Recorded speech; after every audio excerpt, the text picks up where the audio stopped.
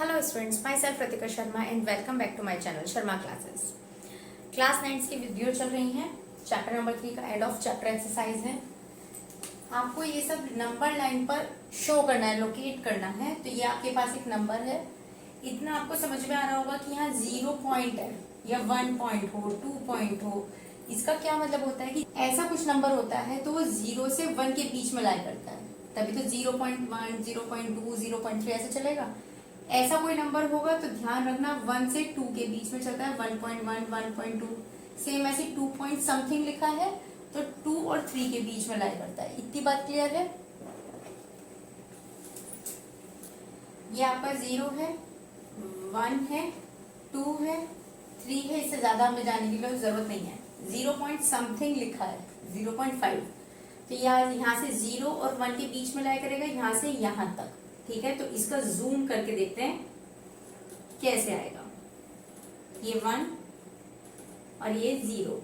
ठीक है, अब 0.1, 0.2, 0.3, 0.4, 0.5, 0.6 एंड सो ऑन करते करते यहाँ पे यहाँ मान लो 1। सेम मैसेज आएगा 1 तक। इतना लंबा हमें ड्रॉ नहीं करना है। 0.5 दिख रहा है तो 0.5 ये रहा हमारा। तो अब अगला नंबर है 0.6, तो इसको जूम करते हैं हम। तो ये इस तरह से कर दो, ऐसा कुछ कर दो, मतलब मार्किंग करनी जिससे पता लगे कौन से नंबर को आप जूम कर रहे हो। करिए, रुकना वही है जब हमारे पास ये नंबर आ जाएगा। तो 0.5 तो देखो आ चुका है।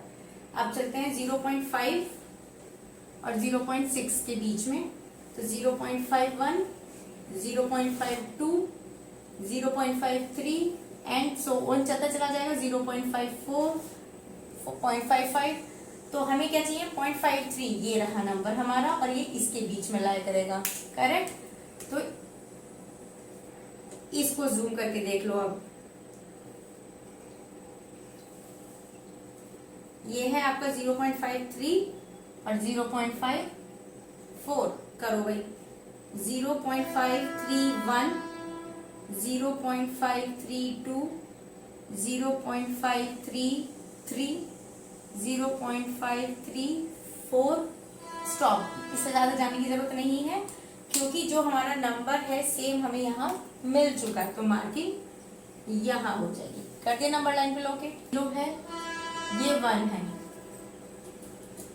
ये 2 ले लेते हैं, 1 ले लेते हैं।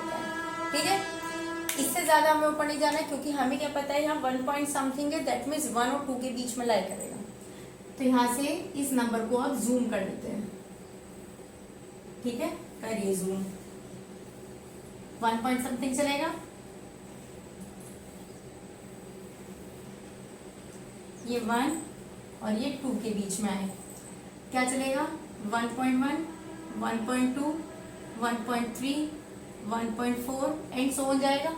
ठीक है, 1.1 का इतना हिस्सा हमें मिल गया है, ये रहा और ये रहा इसके बीच में। तो अब इन दोनों के बीच में जाएंगे, इसे जूम कर लो। अच्छा, एक बात और बताओ, यहाँ बार है तो 1.1 तो एज इट इज रहेगा। 5 को रिपीट कर दें, 5, 5, 5 एंड सो ऑन। करेक्ट है। शुरू करते हैं अगला, जूम करते हैं इसको। 1.1 से 1.2 के बीच में आ रहे हैं हम। करेक्ट। 1.1 तो चाहिए, 1.10। यहाँ पर एक तरह से 0 मान ले तो ये चलेगा 1.11, 1.12, 1.13, 1.14, 1.15। ये जिस तरीके से हम इतना बड़ा बड़ा गैप ले रहे हैं क्योंकि हमने जूम किया है तो हमें इतना अच्छे से दिख रहा है। क्योंकि नंबर लाइन में इतने छोटे छोटे डिस्टेंस बनाना पॉसिबल नहीं है तो हम इसीलिए इन्हें जूम कर करके दिखा रहे हैं कि ये इतने पॉइंट के बाद के नंबर कहाँ तक एग्जिस्ट कर सकते हैं। 15, 1.16। Stop. Then why stop? Because हमें देखिए 1.15 है ना, देन 1.15 इधर आ जाएगा आपका। ठीक है, और क्योंकि देखो 5 रिपीटेशन है इसका, क्योंकि 5 रिपीटेड नंबर है देन वी कैन एज्यूम अब this side of this one, यानी कि इसके जस्ट पास में इस नंबर को मार्क कर दो। ठीक है, तो ये आपका 1.15 15 बार हो जाएगा। डन। हमें 6 रेशनल नंबर चाहिए इन दो नंबर्स के बीच में। तो एक तो हमने प्रीवियस एक्सरसाइज में भी किया है एवरेज मेथड की, इन दोनों को प्लस करो, अपॉन 2 करते रहो, फिर जो नंबर आएगा उस नंबर को पिक करो, फिर नेक्स्ट नंबर ले लो, अपॉन 2 करते रहो। ये एवरेज मेथड है जो हमने कर रखा है। एक सबसे इजीएस्ट मेथड जो मुझे प्रेफर होता है, देखो 3 ये रहा, 4 ये रहा। डन। इसके रैशनल नंबर क्या होता है, P अपॉन Q की फॉर्म में, जहां पर अपॉन में कुछ नहीं है वहां 1 लिख सकते हैं। ठीक है। अब इसके डिनोमिनेटर को हमेशा 10 से ऊपर नीचे मल्टीप्लाई कर दो। 10 से क्यों किया, देखो कर तो आप किसी भी नंबर से सकते हो। The main thing is that कि हमें यहाँ पर 6 रैशनल नंबर बताने हैं। तो 10 की इसलिए किया क्योंकि मुझे हमेशा कोशिश ये करनी है कि मेरी कैलकुलेशन भी इजी हो और मेरे को मेरा आंसर भी एक ही 2 स्टेप में मिल जाए। करेक्ट। तो यहाँ पर कोशिश करो हमेशा 0 बनाने की। डिनोमिनेटर में 0 बन जाएगा तो बहुत इजीली आप काउंटिंग नंबर लिख पाओगे। काउंटिंग नंबर क्यों, आप देखो क्वेश्चन के अंदर। इसको लिख सकते हैं हम 3 10 30 अपॉन 10। इसको लिख सकते हैं 4 10 40 अपॉन 10। करेक्ट। 10 और 10 डिनोमिनेटर सेम बनाना था, बन चुका है। अब 30 से 40 के बीच के जितने नंबर है लिख दो। 31 32 कितने चाहिए, 6 चाहिए, तो लिख दो 31 upon 10, 32 upon 10, 33 upon 10, 34 upon 10, 35 upon 10, 36 upon 10। 6 थे, 6 चाहिए, मिल गए। 7 पूछेगा तो 37 आ जाएगा, 8 पूछेगा तो 38 आ जाएगा। तो कोशिश करो डिनोमिनेटर में एक 0 बनाने की, बन जाएगा काम। आ जाओ इस पे। अब की बार यहाँ पर डिनोमिनेटर नहीं थे, यहाँ ऑलरेडी है। ठीक है। तो अभी क्या करना है, मेरे को 0 बनानी है। तो मैंने क्या किया, 2 अपॉन 5 लिया और यहाँ 3 अपॉन 5 लिया। ठीक है। यहाँ भी ऊपर 10 से मल्टीप्लाई कर दो, 10 से मल्टीप्लाई कर दो, 10 से कर दो, 10 से कर दो। ठीक है। नंबर बना दो। क्या बनाइए, 2 10 20, 5 10 50, 30 50। कितने चाहिए, 5। लिख दो काउंटिंग। 21 अपॉन 50, 22 अपॉन 50, ये कॉमास लगा लेना यहाँ। 23 अपॉन 50, 24 अपॉन 50, 25 अपॉन 50। 6 पूछता तो 26 की एंट्री करा देना, 7 पूछे तो 27 की एंट्री करा देना। हुआ इजी। नेक्स्ट पे आते हैं।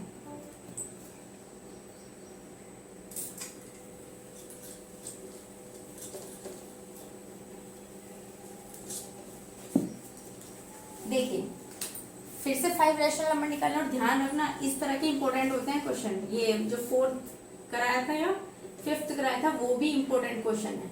ठीक है। आपको क्या करना है, 5 रैशनल नंबर बताने हैं बिटवीन, ये भी इंपॉर्टेंट नंबर क्वेश्चन है।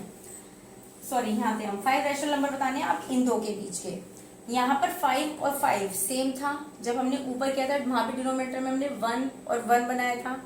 तो ध्यान रखना है हमेशा मुझे डिनोमिनेटर सेम चाहिए। अगर डिनोमिनेटर सेम नहीं है तो इन्हें सेम करो। कैसे करेंगे, कोशिश करो 0 साथ में बन जाए एक ही बार में। तो मुझे पता है 6 और 5 की टेबल में 0 कैसे बन सकता है। अगर मैं 6 और 5 में देखो कॉमन नंबर क्या आता है, 30 आता है। तो क्या करेंगे, इस क्वेश्चन को यहां से देखो, 1/6 और ये 2/5। ठीक है। 6 5 जा 5 जा। ध्यान रखना जिस नंबर के नीचे या ऊपर मल्टीप्लाई करो उसी नंबर की नीचे और ऊपर भी करोगे। ध्यान रखना अगर किसी नंबर की ऊपर मल्टीप्लाई करो तो नीचे भी करोगे, नीचे कर रहे हो तो ऊपर भी करोगे। सेम नंबर की सेम, इधर सेम हो ये जरूरी नहीं है, बस डिनोमिनेटर सेम बनाना है। तो यहाँ पर आया 5, ये 5 1 जा 5, 6 5 जा 30 और मुझे 0 भी बन गई। और अब इधर देखो 2 इंटू, अब मैं 6 की ऊपर नीचे मल्टीप्लाई कर रही हूँ तो क्या है, अपॉन 5 6 जा 30, 0 भी है साथ में और 30 डिनोमिनेटर सेम है। अब काउंटिंग नंबर फिर से लिख दो। तो क्या होगा, कितने चाहिए हमें, 5 चाहिए। तो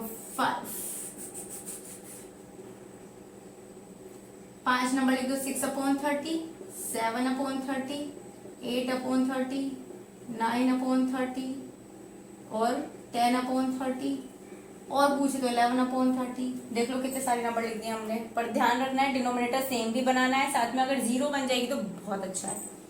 इंपॉर्टेंट क्वेश्चन है आपका x/3 और x/5 दिया हुआ है, आपको x की वैल्यू फाइंड आउट करनी है। एक काम करते हैं, x सेम है, x को कॉमन निकाल लो। क्या बचा 1/3 प्लस 1/5 16/15। x ऐसे ही रहने देते हैं, इनका अंदर एलसीएम ले लो, 3 5 जा 15, तो ये इसका एलसीएम होगा 15 क्योंकि दोनों प्राइम नंबर है। नीचे वाले डिनोमिनेटर से इस डिनोमिनेटर को डिवाइड करो तो 3 5 जा 5 आ रहा है, 5 से ऊपर न्यूमरेटर की मल्टीप्लाई करो, 5 1 जा 5, प्लस का साइन था। फिर से नीचे डिनोमिनेटर से ये वाले डिनोमिनेटर को डिवाइड करो तो 5 3 जा 15, 3 से ऊपर न्यूमरेटर की मल्टीप्लाई करो, 3 1 जा 3, नीचे से डिवाइड करना है, ऊपर की मल्टीप्लाई करनी है। यह है 16/15, x इंटू 5 और 3 8/15 इक्वल हुआ 16/15। यहाँ का डिनोमिनेटर सेम है, यहाँ भी डिनोमिनेटर सेम है, लेकिन साथ में मल्टीप्लाई भी है, तो आप चाहो तो यहीं से काट दो, या एक स्टेप फालतू कर दे रही हूँ।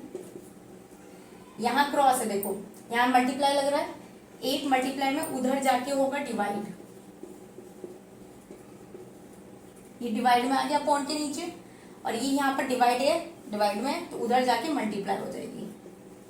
जिनको अच्छे से कैलकुलेशन आती है वो यहाँ पर भी काट सकते हैं, जिनको थोड़ा सा भी प्रॉब्लम होता है, कंफ्यूजन क्रिएट हो जाता है, वो थोड़ा सा इधर कर दो उसको। क्या यहाँ पर ये मल्टीप्लाई में था, उधर जाके ये नीचे डिवाइड में पहुंच गया, ये यहाँ पर अपॉन के नीचे था, तो उधर जाकर इक्वल के इधर जाकर ये ऊपर पहुंच जाएगा, ऑपोजिट होता है ना।